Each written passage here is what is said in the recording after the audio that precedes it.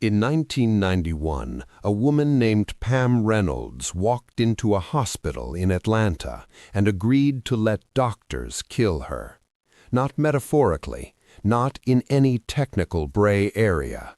They were going to stop her heart, drain the blood from her brain, drop her body temperature to 60 degrees Fahrenheit, and flatline her completely. Every measurable sign of life switched off. And then, if everything went according to plan, bring her back. She was 35 years old, a singer and songwriter from Georgia, and she had a massive aneurysm at the base of her skull that was going to kill her if nobody did anything about it.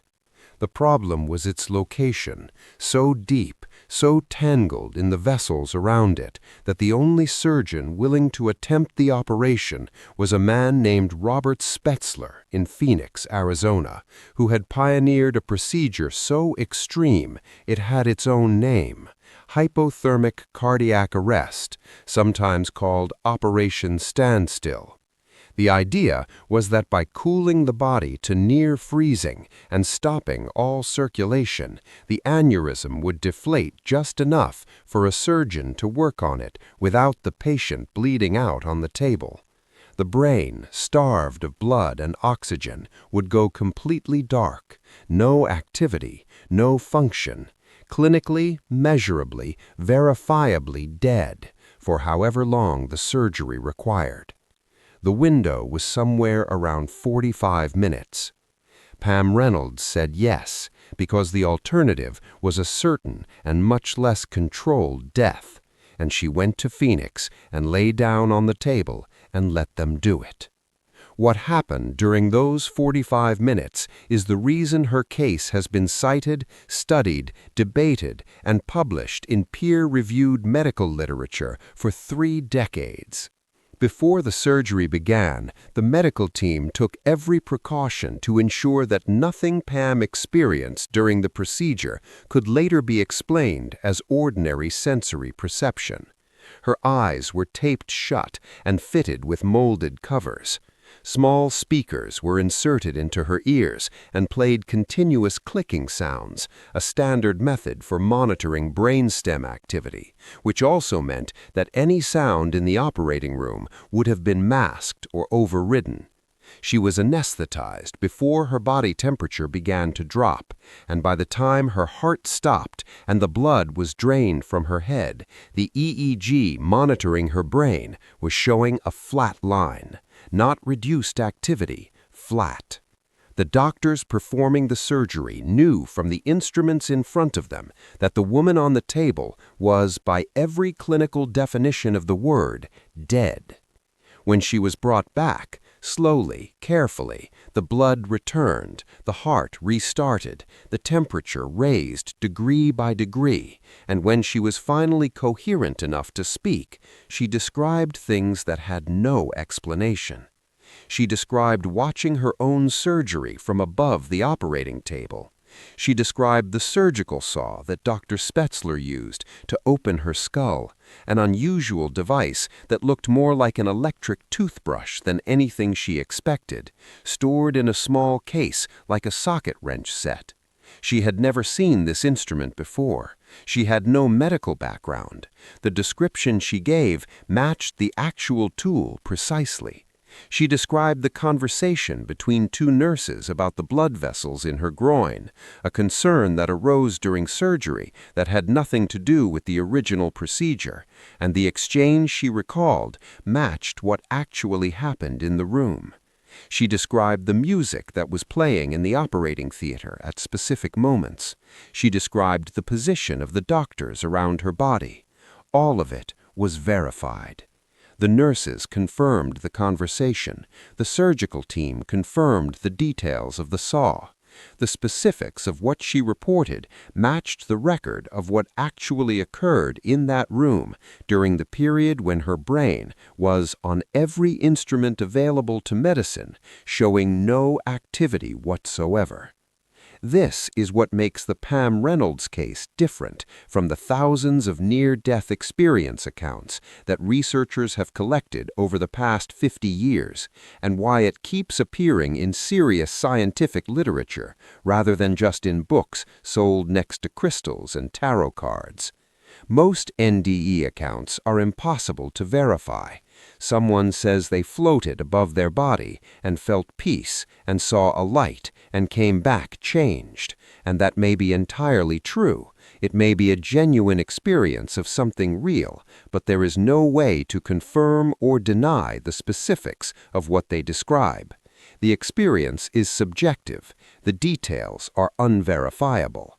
Science can acknowledge that it happened and cannot say much more. The Reynolds case is different because it is full of specific, external, verifiable facts that she could not have known. The kind of saw used, the exact words exchanged across the room, things that were happening in a physical space where she was present only as a cooling body with a flat EEG, and which she later described with accuracy that her surgical team found, depending on who you ask, either deeply unsettling or simply inexplicable. Dr. Spetzler himself, the surgeon who performed the operation, has said in interviews that he cannot account for it within the framework of what medicine currently understands about the brain and consciousness. He is not a mystic. He is one of the most accomplished neurosurgeons in the world, a man who has spent his career studying exactly the organ that is supposedly responsible for everything we think and experience. And he has said, plainly, that what Pam Reynolds described should not have been possible given what her brain was doing during those 45 minutes. The scientific debate around near-death experiences is not really about whether they happen. That is settled. They happen. They are reported consistently across cultures and centuries and age groups, in people who had religious faith and people who had none, in children too young to have absorbed cultural narratives about tunnels and lights, in people born blind who describe visual experiences during clinical death that they could not have constructed from a lifetime of seeing. The debate is about what they mean and where they come from. The leading materialist explanations, the dying brain releasing endorphins, the visual cortex misfiring under oxygen deprivation, REM intrusion, the brain constructing a narrative from fragmented electrical activity during resuscitation, all have one thing in common. They require some residual brain function to produce the experience. The experience is the product of a brain doing something, even if that something is unusual or chaotic or chemically altered. The problem with the Reynolds case, and with a small but persistent collection of similar cases documented in peer-reviewed journals, is that the brain was not doing anything. The instruments said so. The EEG said so. The clinical team said so. And yet the woman on the table was apparently perceiving her environment with more accuracy than many conscious patients manage. Pim van Lommel, a Dutch cardiologist who conducted a large prospective study of near-death experiences in cardiac arrest patients, published in The Lancet in 2001, put the problem plainly. If consciousness is simply what the brain does, then it should disappear when the brain stops.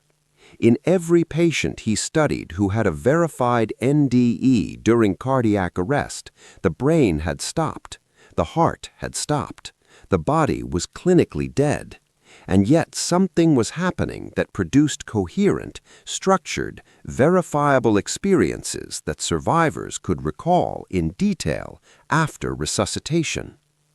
His conclusion, stated carefully as a scientist speaking about something at the edge of what science can currently address, was that consciousness may not be produced by the brain in the way we assume, that it may exist in some form independently of the physical organ we have always assumed was its sole source.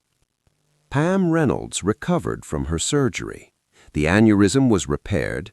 She went back to Georgia, back to her music, back to her life.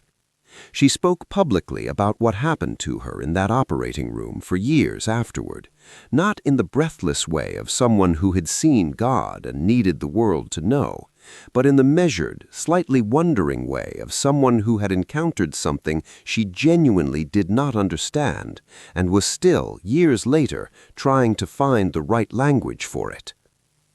She described the experience of being dead not as terrifying, but the opposite, as a feeling of clarity and completeness so overwhelming that coming back was the difficult part, not the leaving.